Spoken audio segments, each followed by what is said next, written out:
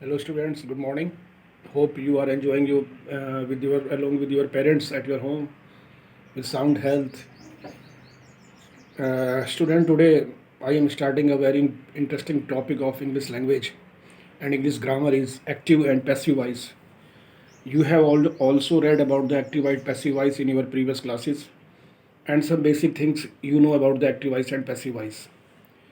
As you know that active voice, passive voice has a very meaningful place in your 11th and 12th class, because when you write down anything, any paragraph writing, any short answer writing, passive voice makes a very big role for a good handwriting.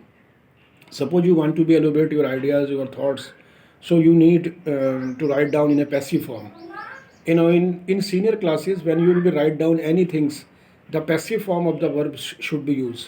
जब भी ये बच्चों आप बड़ी class में जाते हैं तो आप हमेशा ये ध्यान रखिए कि आप कोशिश करिए कि उसको पैसिव फॉर्म में आप लिखें, जिससे कि वो आपकी जो लेखन है वो ज़्यादा स्पेसिफिक हो जाए। अगर आप पैसिव फॉर्म में लिखते हैं तो वो ज़्यादा स्पेसिफिक हो जाता है और ज़्यादा मीनिंगफुल भी हो जाता है।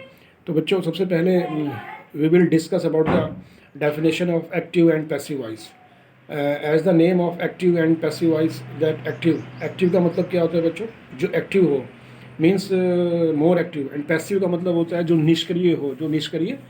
तो देखिए, इसमें मैं अगर इसके शब्दों से ही लूँ, in active voice the subject is the doer of the action. जैसे Ramesh killed a snake, Ramesh ने एक सांप मारा, so Ramesh is a subject and doer of action is killed and a snake is an object. So this is a transitive verb. Firstly, you will try to understand two words, transitive verbs and intransitive verb. दो चीज़ें होती हैं बच्चों, एक तो transitive verb होता है, एक intransitive verb होता है.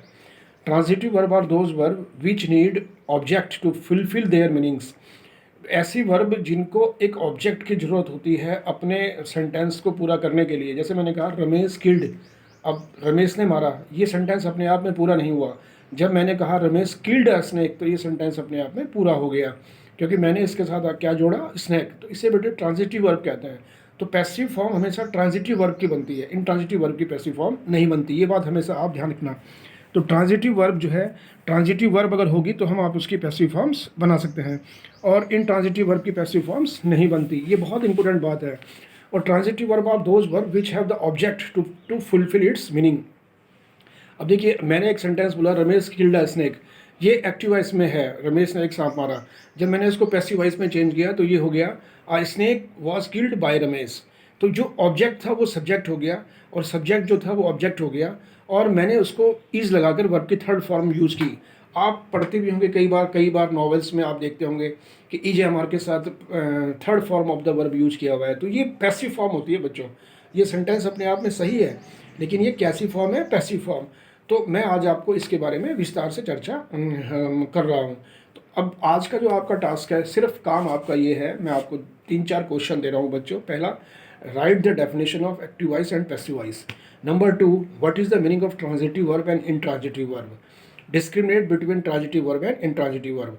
ये बेसिक चीज़ जब आप करेंगे तभी हम एक्टिव वॉइस से पैसिव वॉइस की तरफ आगे की तरफ बढ़ेंगे। तो आज मुझे इन 4 क्वेश्चन का आंसर आप दे दीजिए। एक तो definition of active voice, number 2 definition of passive voice, definition of transitive verb and definition of intransitive verb. So have a good day. Thank you very much. Some students are doing very well, like Tanisha, Renu और बॉबी ने भी कल काम करके दिखाया, तो मुझे बहुत अच्छा लगा बच्चों। आप इसी तरह से काम करते रहिए। Definitely we will do our best for enhancing your English language. Thank you very much. Have a nice day. Thank you.